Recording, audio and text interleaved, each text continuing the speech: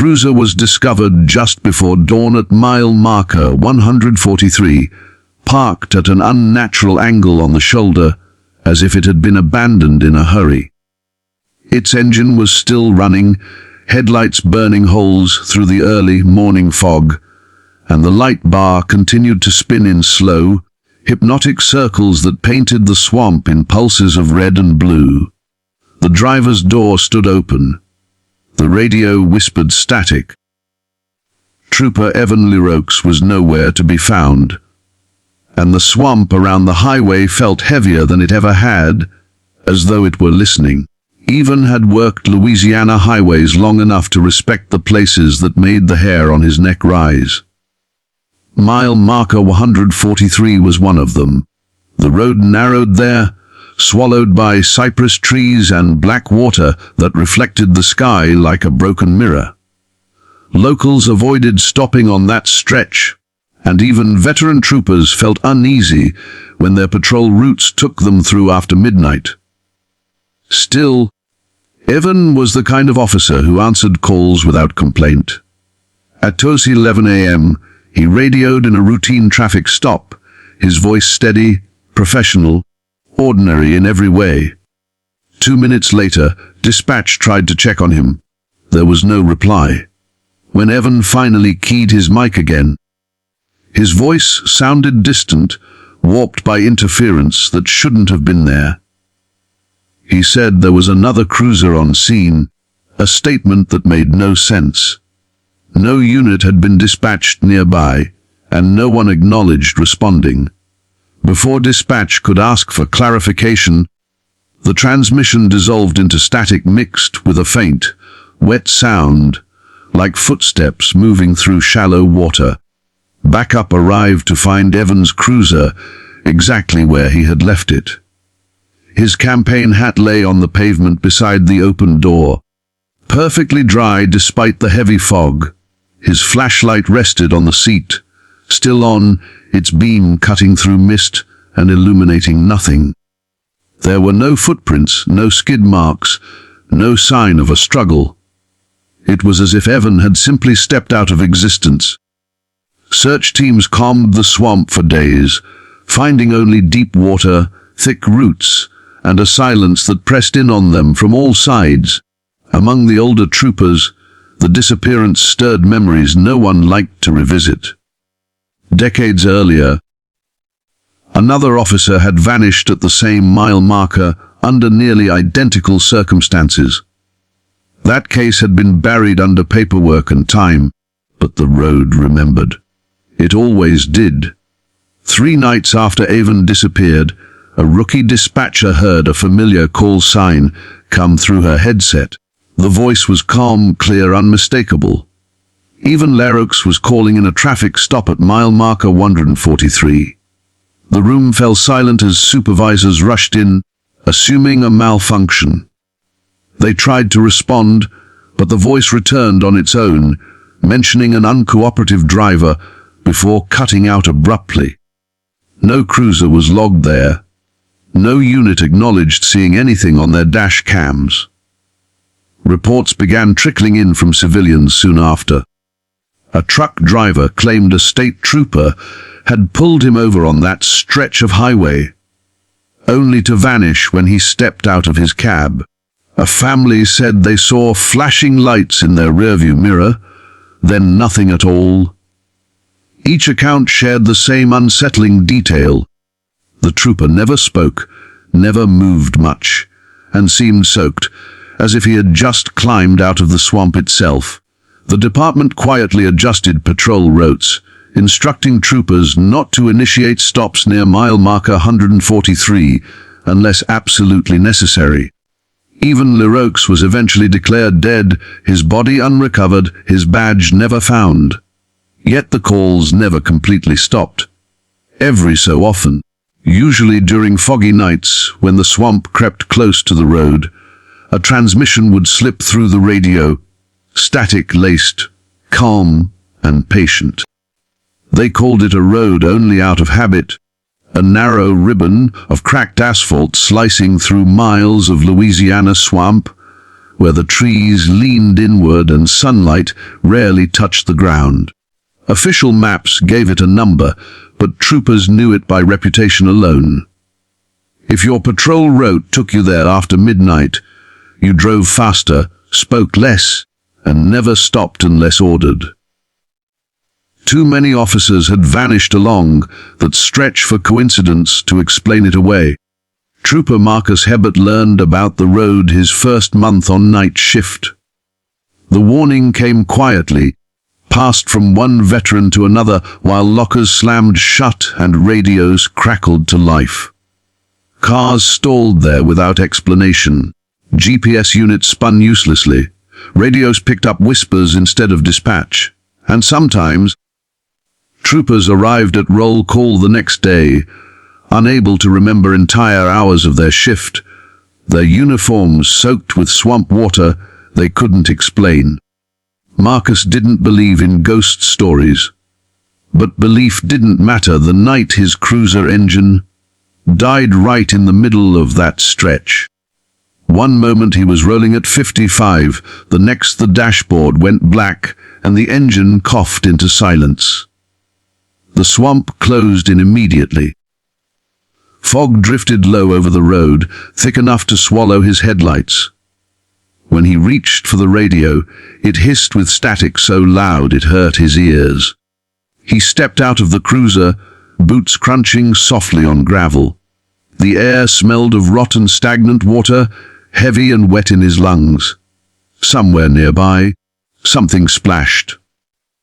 Marcus told himself it was an animal, but the sound repeated, slow and deliberate, like footsteps pacing him from the tree line. He shined his flashlight into the swamp and caught movement.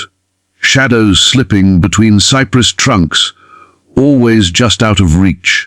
The radio suddenly crackled to life.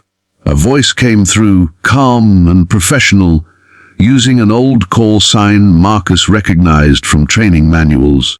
The trooper who owned that call sign had died years earlier, swept away during a flood while responding to a crash on this very road. The voice asked Marcus if he needed assistance.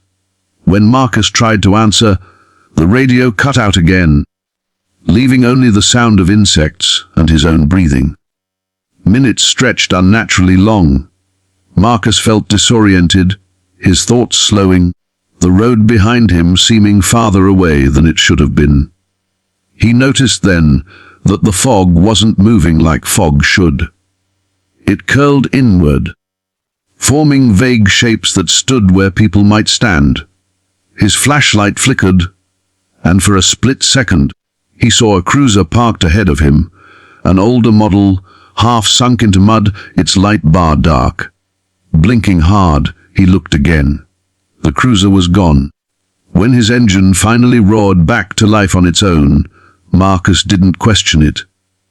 He climbed in, slammed the door, and drove until the swamp thinned and the road widened, not stopping until the sun began to rise. At roll call, supervisors noticed his uniform smelled of swamp water, his boots stained dark with mud. Marcus couldn't explain how it got there. Worse, he couldn't account for nearly 40 minutes of his shift. Other troopers had similar stories. Some remembered voices guiding them off the road and back to safety. Others recalled seeing fellow officers standing motionless among the trees, uniforms faded, faces pale, eyes reflecting light too brightly. A few never came back at all. Their cruisers were found days later, engines cold, doors open, radios softly humming. Official reports blamed accidents, disorientation, equipment failure. Unofficially, the road earned a new rule: no solo patrols, no stops, no responses unless lives were clearly at risk. Even then, dispatch kept units moving through quickly, as if lingering too long invited something to notice. It began as a routine transport, the kind Louisiana state troopers handled without a second thought. Trooper Nathan Collier picked up the prisoner just after sunset from a rural parish jail, tucked between sugarcane fields and swamp. The man had been found wandering along a back road, barefoot, clothes torn and soaked, unable or unwilling to explain where he came from. He hadn't resisted arrest. He hadn't spoken at all. He had only stared, eyes unblinking, reflecting light in a way that made the deputies uneasy. Nathan secured him in the back of the cruiser and started the long drive toward Baton Rouge. The sky darkened fast, swallowing the last strip of orange on the horizon. The prisoner sat perfectly still behind the cage, hands resting calmly in his lap. Too calm. Nathan checked the rearview mirror more times than he cared to admit. Every time, the man's eyes were already on him.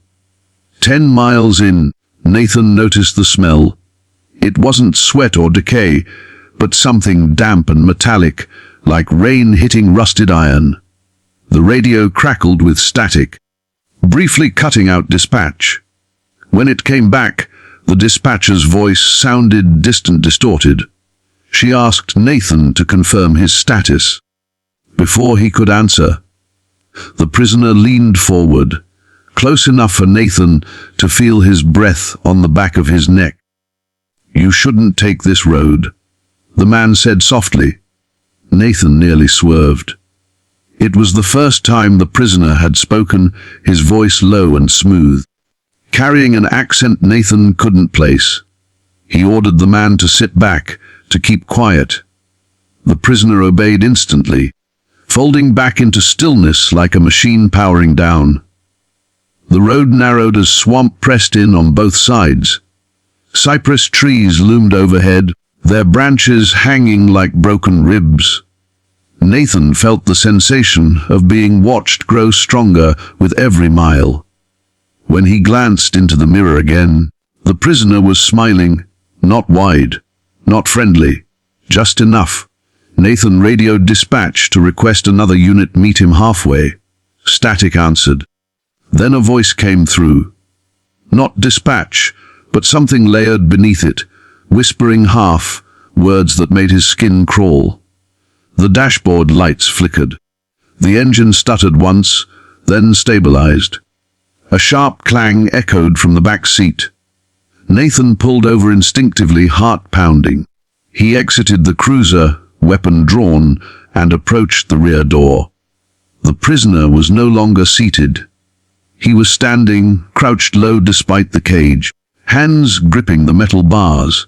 Nathan froze. The man's wrists were bent at unnatural angles, the bones shifting under the skin as if they weren't meant to be there.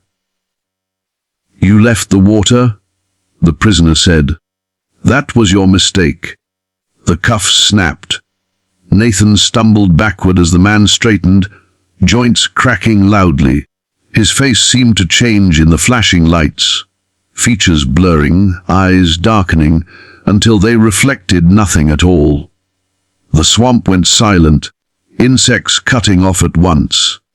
Nathan raised his weapon, but before he could fire, the lights died. When they came back, the cruiser was empty.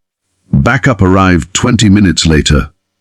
They found Nathan standing barefoot in the road, uniform soaked to the waist, gun missing, eyes glassy and unfocused. He kept repeating the same sentence over and over. He wasn't built for the road. Nathan survived, but he never returned to duty.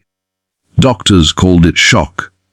The department called it an equipment failure and closed the case quietly. No prisoner matching the description was ever logged into the system. No fingerprints, no name. Months later, another trooper reported transporting a silent suspect along the same route. The dash cam footage showed the back seat empty the entire time. Yet the audio captured a second voice breathing calmly behind the cage, whispering directions off the road and toward the swamp.